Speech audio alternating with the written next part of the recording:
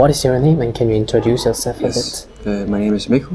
Yeah. I'm 30 years, Okay. and I was born in Aarhus and lived here most of my life. Okay, A few cool. trips to Copenhagen and Germany, but Aarhus is my true love.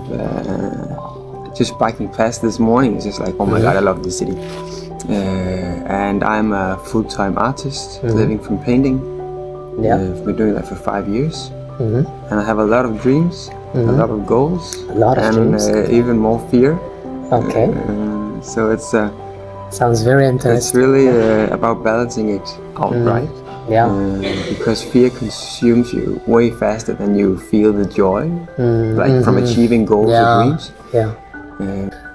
Actually, one of my interviewee that participated in this topic said about his fear, and that was about he seriously doesn't know how to find his passion, what to do in the future. That's funny. And Not funny, but that's interesting. yeah, and he also he was worried about how to earn the money.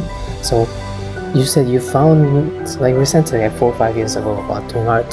Like, how did you find that? What was the motivation, like, think you to do that? I want to say I have no idea, but I think it all comes down to I like to entertain. I mean, I could also have been a stand-up comedian. I mean, that's also entertaining, right? So, how can you entertain people? And I think people are just looking down their phone all the time, listening to music, not really meeting other people in the streets. They could all live alone. So I wanted to brighten up the city with color to make people look away from their phones, like look up on the walls. Okay, so now from your weakness or whatever, just during your life, what is your fear? Your fear is maybe losing a soccer game when you're young, right? That's what I ever had. I was just nurtured so well. I had no problems until I then moved out of my parents' house, and then I found out the real world. Well, how old were you in that moment? 18, I think. 18. Oh, okay. And I think like when people ask me what I fear, I always say I would always say spiders. Spiders. Yeah. Yeah. Arachnophobia, like everyone else. I hate spiders too. That's an easy fear to overcome because you can actually handle it. So every time I now see spiders, I will try to pick them up with my hands to overcome the fear. And every time I do it, I get sweaty hands, I hyperventilate, and sometimes I manage to carry the spider outside. But you try to overcome, overcome the fear. Exactly. That's like you deal with the fear. You face the fear, as people say. And that has made it so much better. So now I can actually be in a room with a spider without going bonkers. And I can also pick them up if they're not too big.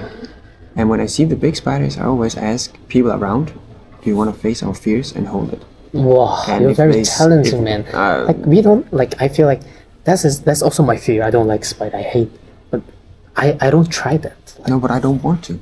But you have to overcome it. So if the other person says yes, we would hold it. And I would fight my fear. And if they say no, I don't do it either. So I do it with people or without people. So that is a silly fear because you can actually do something about it. I think other fears are harder to approach because I would say my biggest fear is failure, not succeeding. And in what? That would be like, let's say, I'm not sure if I want kids or not, but if I want a kid, I have to provide for another human being. And that is really bloody scary. Yeah. And a lot of responsibility. I can't do that without earning some money for it. You need an apartment, you need more things for a baby. Yep. For a family. And if I cannot succeed in painting my art, I'm so scared of that not succeeding. And what is success? Because let's say that what is success or failure? Because let's say that I worked for 10 years painting and I'm happy doing it, and then I quit because I can't anymore and find a regular job. Is that a failure, or is that a success because you had 10 good years? Yeah. For me, it's like it's all or nothing. And that might be a wrong way to see it because painting for 60 years is not necessarily a success. So I'm just so afraid of not being able to make it. But I still haven't completely found out what to make. Yeah, you found out. I haven't, what is it that scares me so much about it? Is it other people looking at me like, yeah, he failed, he couldn't drive his own business? A lot of people fail in that way, but then they succeed in other ways. So it scares the shit out of me. The spiders are so easy. Also, I jump out from big things into water. And standing on 14 meters for the first time jumping into water is so scary. Like anxiety in your whole body, adrenaline before you jump. You survived it, and you're just so hyped from doing it. You can face the fear. You can look in the water. You can jump in the water. You can hold the spider. I have no idea how to face the fear of failure. Like, how do you grab it? Like, you know, like for me, I think like we can't grab in this moment, like because those kind of spider things are clear what you said, but like the dream, like love is very spiritual, collectural things. Life as a square, we start from here, and we just keep going. We don't know when is the end because it's like vertical. We can't see the next road. So if we go like this, oh, there's the next road. So I think until we go far away, we try our best until we go, we can't see the future. I think that's the honest response. I don't know also, because also my dream is becoming an announcer, journalist in my country. But that is my only dream. But I always think about, if I can't be that, that's also very competitive. Very less people just become the journalist. That's my only dream. But if I don't become that, what am I gonna do? I also don't know. I'm really afraid of. I have a fear about that. It's like, I think maybe this comes down to worrying. Like you worry about your life. That is kind of the fear. I worry about not succeeding like this, right? And I saw a documentary about old people dying. I think it was a Dutch documentary. Old people dying? Yeah. For age. They were just old. Yeah. And then they were asked, these old people lying on their deathbed, what do you regret the most in life? And I think the top 3 reasons were not spending more time with my family, working too much, worrying too much. So many people say the same thing before dying. I mean, you should probably work less, and all I do is just work. It's stupid. So it's like what you said in the first, balancing is the most important thing. Because for the people who live in the present, of course we have to work, because to spend with more family, to have a good time, we have to work. That's the but let's source. But imagine, instead of working 50 hours a week, you could work 40 hours a week. That is less time worked, less money, but maybe you should then not buy the newest car, but an old car. And that gives you 200 more hours with your family, not getting that expensive car. That's a lot.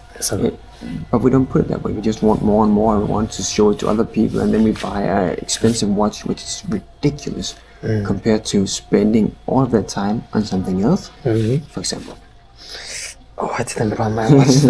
your Rolex. You're now realizing that, you realize that, and now you can have a chance to shift your life if you put more importance to that. So it's already good that you realize, and you can have a chance to make an action actually. But I totally understand why you're feeling hard about that, because that's already a habit and you have ambitious to being succeeding. And I have habits, as I told you before, like waking up, doing this, and when it's hard to break a habit. Yeah. Really is. That also shows how you are a strong and well-managed person. Yeah. But the thing is, I also think I will manage in long term. I really think I'll manage. I'll make it. You will make it. But why the hell do I worry about it then? Yeah. I have another weird observation, because you know when you dream and you have a nightmare, most people hate nightmares because they probably died in the dream or someone was taken from them in the dream. I love nightmares, and I would like a nightmare every evening if I could order them, because the feeling when you wake up is, I'm just calling it anxiety or fear of death or whatever it is. You have like this really weird feeling, your heart is pumping. You cannot provoke that feeling. You cannot feel it when you want to. But if you want to feel sad, you can listen to sad music, watch sad videos. You can get yourself towards a sad headspace. Or a happy headspace. Just watch funny dogs dressed up on YouTube. You always smile. But you cannot provoke the nightmare feeling. So when I wake up, of course it's annoying to wake up during the night, but then I wake up in panic, and then I realize, oh, it was just a dream. That means everything that just happened was not real, but you have the feeling as if it was real.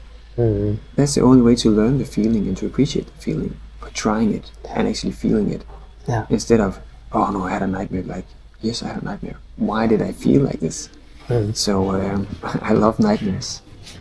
I say you have a very good mindset. Like, just suffering that is totally bad, of course, but you just wake up and change your mind but imagine to positive. You just, there was a hitman out to kill you, and he was just about to shoot you. Then you wake up. It feels like you were given a second life. Yeah, I just totally agree now, because that's a good chance to experience, like, not in real life, but we can learn. Yeah. So I'm just waiting for my next nightmare. Okay. Oh, that's a very good line. I'm waiting for my next nightmare. What is your strength and weakness? All right. I think my strength, I have a good ability to find the silver lining in stuff. Silver lining. Yeah. What is that? It's finding the good side of things. Like so for example, I was in London this past weekend, and it was very stressful during the time, and it was difficult for me to be in that situation. But when I got some distance from it, when I got home, it was easier for me to look at the brighter sides of it, so find a silver lining as in the good stuff. And in general, I have a tendency to be very humorous. So I usually laugh through either embarrassing or sad situations, and like make jokes about it. I've actually seen a lot during living with you, making comfortable atmosphere. But why was the trip in London stressful? Well, that's some of my weakness, I think, to answer that part of the question, because I get very overstimulated. Like I think, I don't know if it's a weakness. I guess it is in the society we have, but I'm not very social. Like I'm not a very social type. So if there's too many people, or if I'm with other people for too long, then I get extremely tired and very overstimulated. I have a hard time managing it in the moment. So I kind of just go into defense mode, where I just get either quiet, or I don't. Well, yeah, usually I just get quiet, and then I can't really communicate my need to just be alone in my head. It's the same when I go into the kitchen and I have my headphones on, and then I'm watching a show while making dinner. Then people start talking to me, and like in my head, I'm like, please don't talk to me. I'm watching something. Oh my god, I didn't know that. No, I like that's the good and the bad thing of being in a dorm for me. Yeah. Because if I need to see people, like if I want to be social, then I have the option. And also, if I really don't want to, I don't have a choice. Because either way, if I go into the kitchen, there will be people. They will be talking to me, which I am very happy for. Because I need to get my I want to work on that. Okay. If someone if the goals are prevented and stopped, you get easily stimulated. You mean? Yeah. Okay. Yeah. So it's like if my expectation keeps being changed from what I thought it would be, then I get more and more overstimulated. Yeah. Okay, so you want to concentrate more, but sometimes it's easily by the tension surrounding you, it can be hard. Yeah. So do you have a fear? Yes. As I said, my fear was related to the thing you said with your father. I have a big fear that when I get older, I will and get my own kids, I'm doomed to repeat the same things as my parents did. And it's not like I had a very rough childhood Yeah. compared to other people, but it was still rough enough so that it has of course formed me and also given me some negative things in my adult life. Yeah. So I have a big fear if my kid, for example, in the future does something they're not supposed to. If my first instinct is to yell at them, because that's what my parents did, I really don't want to do that. But I'm scared that if I, in that situation, get overstimulated and don't know what to do, that I just go directly to what I learned was the appropriate thing to do when I was a kid, which is yell and demand and stuff like that. So I have a hope and a goal for, you know, doing it better. And of course I'm not alone in that. I think everyone has some shit from their childhood where it's like, yeah, I don't want to do that to my kid. So my fear is not being able to change that cycle of behavior. Like, why are you afraid of, like, you will repeat the same thing? You know that that's shit and bad, so you have more possibility that you won't do that actually. Yeah, but in a situation where it's about like yelling at a child, for example, which was one of my bigger issues with my childhood. The reason my mom yelled at me, of course, for different reasons, but mostly it's because she didn't know what to do. She wanted me to do something or not do something, and I didn't do it, and her system just couldn't handle it. And I know I have I'm more patient than my mom is in terms of those things, so I think there will, just in general, even if I yelled at my kids, it would still be less than my mom, because I wouldn't get overstimulated that much, like or lose my temper. But yeah, I think I have the fear that my kids then will have the same issues that I'm dealing with in my adult life and in my youth. And I think that's maybe why I get overstimulated when I'm out with people, because I've been taught both through my parents yelling at me and through getting bullied and stuff, that other people are dangerous. Like they are, it's danger. So therefore I hung up in my bubble, in my little room where it's safe, and I can play my video games, I can make my music, I can do whatever, and it's safe, you know. And I want to be able to create a completely safe environment for my kids in their home. I don't know, I could define this as a fear, but this is like certainly the one of the thing I am worried about my life. When I was young, my father was like depart from our family for 5-6 years because of his job. Honestly, I don't know the reason still, because I didn't talk with him about that problem. So during that period, maybe I think that was the main reason. I honestly feel disconnected with my father, because I don't know when was the last time I talked something about my mood or a serious topic with him. And also the other reason makes me dislike him is he is kind of an alcoholic, which makes me very defensive to talk with him. So even he wake up in the next morning, like awake from the drinking mood, still we remember the things he did badly, so that also makes me more depart from him. So when I was young, I just didn't want to talk with him, so I just like cut it to see him. But from now, so that kind of thing became a long habit, so I wouldn't say I'm close and familiar with my father, but that's the one of the thing I really want to fix. And honestly now I feel I can fix it, because I didn't really try to approach to him first, but now my mental became a bit mature, and I'm getting also older, and now I can feel I can just try to take a drink with him first and try the conversation. And I also think every fear is like this. It's kind of a bit like hard, and I don't know how to fix and improve, make better this problem, and also kind of hard to take a first step. But after taking a gap year in Denmark, now I want to go back and fix this fastly and be a nice son to him.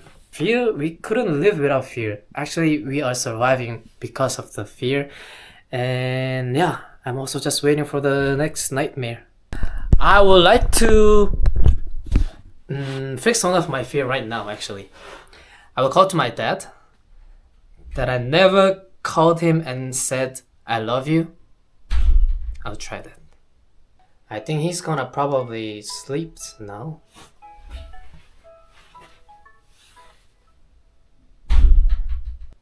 여보세요? 씻었어? 집이야? 지금 누웠구나.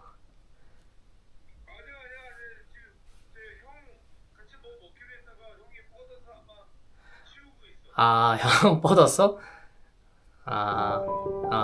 아빠 사랑해. 알았어. 나 지금 화면 안 켜고 있어. 그냥 음성통화야. 여보세요? 너가 아빠한테 사랑한다는 얘기도 있고. 그니까. 야, 거기는 어디 있어? 여기 나 친구 방이야. 친구 집에서 지내고 있어. 와, 되게 좋다. 아이고, 두 분 다 새해 복 많이 받으시고 감사하고 사랑합니다. 그래, 너도 사랑해. 새해 복 많이 받고 건강하고 네가 소원하는 일 착실하게 하나씩 다 이루어. 알았어. 우리 아들이 해외 때 보니까 사랑한다는 말도 했어. 알았어. 끊을게. 그래, 화이팅! 사랑해. 나도. Woo! Let's confront the fear. Make it to an action.